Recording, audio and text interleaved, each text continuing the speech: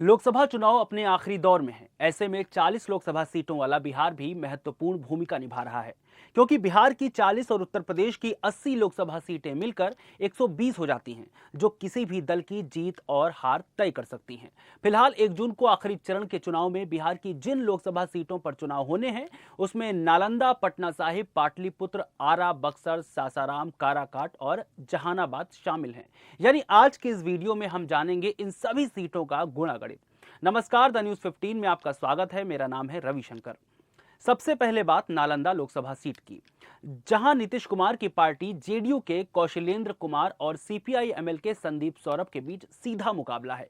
इस सीट पर 1996 से 2019 तक जीत उसी को मिली है जिसके ऊपर नीतीश कुमार का हाथ रहा है। फिलहाल इस सीट से जीत की हैट्रिक लगा चुके कौशलेंद्र कुमार फिर से चुनावी मैदान में हैं। जेडीयू की ओर से चुनाव कोई लड़े, माना जाता है कि यहां से खुद सीएम नीतीश कुमार चुनाव लड़ रहे हैं। दरअसल नालंदा सीएम नीतीश का गृह जिला है और यहां नीतीश नाम का ही सिक्का चलता है। यही कारण है कि लाख कोशिशों के बावजूद 1996 से अब तक नीतीश के इस किले को कोई भी सेंधमारी नहीं कर सका है। जेडीयू के मौजूदा सांसद कौशलेंद्र कुमार भी यहां से जीत की हैट्रिक लगा चुके हैं और इस बार जीत का चौका लगाने को तैयार हैं। यहां जातिगत समीकरण देखेंगे तो करीब 26% मतदाता कुर्मी हैं, जबकि करीब 17% यादव और 12% मुस्लिम मतदाता हैं। वहीं 10% कोयरी मतदाता भी हैं। इसके अलावा दलित और अति पिछड़ा जाति के मतदाता भी काफी असरदार होते हैं। अब आ जाइए पटना साहिब लोकसभा क्षेत्र में। यहां साल 2019 के लोकसभा चुनाव में भाजपा के रविशंकर प्रसाद ने कांग्रेस के शत्रुघ्न सिन्हा को 2,84,000 वोटों के अंतर से हरा दिया था। रविशंकर प्रसाद को 6,07,000 वोट मिले थे, जबकि शत्रुघ्न सिन्हा को 3,22,000 वोट मिले थे। साल 2024 यानी इस चुनाव में रविशंकर प्रसाद का सीधा मुकाबला कांग्रेस के अंशुल अविजित से है। यहां जाति समीकरणों को देखें तो सवर्ण 23.65% है, जिसमें कायस्थ वोटरों की संख्या तकरीबन 8% है, जबकि यादव 17.10%, मुस्लिम 6.70% और दलित आबादी 15.66% है। अब आ जाइए पाटलिपुत्र लोकसभा क्षेत्र में। यह लोकसभा सीट इस बार हॉट मानी जा रही है। लालू प्रसाद यादव की बड़ी बेटी मीसा भारती तीसरी बार दमखम के साथ चुनाव लड़ रही हैं। रामकृपाल यादव परिवार चुनाव जीतने के लिए संघर्ष कर रहे हैं। रामकृपाल यादव के लिए जहां प्रधानमंत्री मोदी ने चुनाव प्रचार किया है, वहीं मीसा भारती के लिए राहुल गांधी ने वोट मांगा है। इस सीट पर लालू प्रसाद यादव की अग्नि परीक्षा है। पाटलिपुत्र लोकसभा सीट पर यादव वोटरों की संख्या सबसे ज्यादा है। यादव बहुल इस सीट के जातिगत समीकरण में यादव 24.24%, भूमिहार 10.22%, मुस्लिम 8%, कुर्मी 7% और अन्य जातियां 23.82% हैं। इसके बाद आइए आरा लोकसभा सीट पर। यह लोकसभा सीट भी इस बार बेहद हॉट है, क्योंकि केंद्रीय मंत्री और भाजपा नेता आरके सिंह तीसरी बार चुनाव मैदान में हैं। आरके सिंह का मुकाबला भाकपा माले के सुदामा प्रसाद के साथ है। पिछले लोकसभा चुनाव में आरके सिंह बड़े मतों के अंतर से चुनाव जीते थे। आरा में जातिगत समीकरण की अगर बात करेंगे तो भोजपुरी में सबसे ज्यादा आबादी यादव मतदाताओं की है। इनकी संख्या 3,50,000 के आसपास है। आरा लोकसभा सीट पर अति पिछड़ा बोर्ड की संख्या 5 लाख के ऊपर है। जिले में 1,15,000 आबादी भूमिहार वोटरों की भी है। राजपूत वोटरों की संख्या 3 लाख के आसपास है। अब हम बात कर लेते हैं बक्सर लोकसभा क्षेत्र की। काशी और मगध क्षेत्र के ठीक बीचों बीच स्थित बक्सर संसदीय सीट सियासी रूप से लगातार अपना स्वभाव बदलती रही है। इस बार यहां बीते लोकसभा चुनाव की तरह ही भाजपा और आरजेडी के बीच सीधा मुकाबला देखा जा रहा है।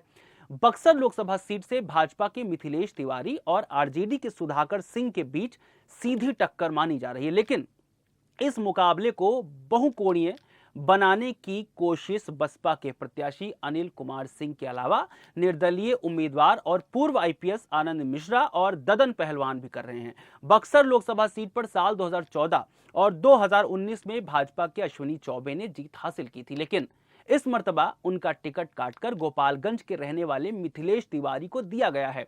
यहां जातिगत समीकरण अगर देखेंगे तो बक्सर की सीट पर ब्राह्मण मतदाताओं की संख्या 4 लाख से ज्यादा है। इसके बाद यादव वोटरों की संख्या भी लगभग 3.5 लाख के करीब है। राजपूत मतदाताओं की संख्या 3 लाख है और भूमिहार मतदाताओं की संख्या करीब 2.5 लाख है। बक्सर लोकसभा क्षेत्र में मुसलमानों की आबादी 1.5 लाख के करीब है। इसके अलावा यहां पर कुर्मी, कुशवाहा, वैश्य, दलित वोटरों की आबादी अच्छी खासी है। अब हम बात करेंगे सासाराम लोकसभा क्षेत्र की। ये लोकसभा सीट बाबू जगजीवन राम की सीट मानी जाती है और जब तक यहां पर बाबू जगजीवन राम जीवित रहे तब तक यहां से सांसद रहे। इस बार भाजपा ने पूर्व सांसद मुनीलाल राम के बेटे शिवेश राम को मैदान में उतारा है, तो कांग्रेस पार्टी ने मनोज कुमार को मैदान में उतार दिया है। सासाराम लोकसभा सीट का इतिहास बहुत पुराना है। 1957 में यह अस्तित्व में आया था। इसमें कुल 6 विधानसभा हैं। सासाराम संसदीय क्षेत्र में रोहतास जिले के 3 विधानसभा क्षेत्र करगहर, सासाराम, चेनारी और कैमूर जिले के 3 विधानसभा क्षेत्र मोहनिया, भभुआ और चैनपुर शामिल हैं। रोजगार के लिए यहाँ कोई इंडस्ट्री नहीं है, जो मुख्य मुद्दा है। मुख्य साधन खेती ही है। यहाँ के किसान धान की खेती सबसे ज्यादा करते हैं। यही कारण है कि सासाराम को धान का कटोरा भी कहा जाता है, जिस तरह छत्तीसगढ़ को कहते हैं। इसके बावजूद यहाँ पानी की समस्या बहुत बड़ी है। यहाँ जाति समीकरण को देखेंगे तो 22% सवर्ण मतदाता हैं। इसके अलावा 15% कुशवाहा और 20% दलित मतदाता हैं। अब आ जाइए जहानाबाद लोकसभा क्षेत्र में। यहां से एनडीए और महागठबंधन दोनों ने ही अपने उम्मीदवार में कोई परिवर्तन नहीं किया। जेडीयू ने अपनी सिटिंग सांसद चंदेश्वर प्रसाद को उतारा, तो आरजेडी ने भी कोई फेरबदल नहीं करते हुए पूर्व सांसद सुरेंद्र यादव को चुनावी संघर्ष के लिए मैदान में उतार दिया है। यहां के चुनाव में ट्विस्ट तब आया जब भूमिहार एकता को लेकर वर्षों से अलग जगाने वाले आशुतोष ने निर्दलीय पर्चा भर दिया।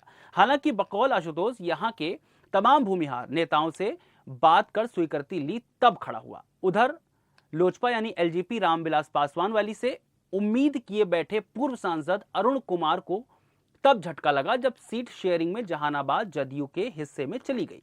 नतीजा यह हुआ कि चुनाव लड़ने का मन बना चुके अरुण कुमार ने बसपा से ताल ठोक दी। आखिर में बात करेंगे काराकाट लोकसभा क्षेत्र की। इस सीट पर इस बार सभी की निगाहें टिकी हैं, क्योंकि यहां से मुकाबला एनडीए के उपेंद्र कुशवाहा और भाकपा माले के राजाराम सिंह के बीच है। वहीं भोजपुरी फिल्म स्टार पवन सिंह निर्दलीय चुनाव लड़ रहे हैं और मुकाबले को त्रिकोणीय भी बना रहे हैं। पिछले कुछ दिनों जिस तरह से पवन सिंह चर्चाओं में रहे, ऐसे में उनकी दावेदारी अब सबसे मजबूत हो गई है। यहां जाति समीकरणों की अगर बात करेंगे तो सबसे ज्यादा 3 लाख यादव मतदाता हैं। वहीं कोयरी कुर्मी मिलाकर करीब 2.5 लाख हो जाते हैं। तीसरे नंबर पर राजपूत मतदाता हैं, जिनकी संख्या करीब 2 लाख है। इसके अलावा 75,000 ब्राह्मण और करीब 50,000 भूमिहार वोटर्स भी यहां पर मौजूद हैं। फिलहाल ये सभी लोकसभा सीटें बिहार के लिहाज से बेहद महत्वपूर्ण हैं और इन सभी पर कांटे की टक्कर देखी जा रही है। हालांकि इस टक्कर में आगे कौन निकलता है, इसका फैसला 4 जून को होगा। आज के लिए फिलहाल इतना ही। हमें देखने के लिए द न्यूज़ 15 को सब्सक्राइब करें। शुक्रिया।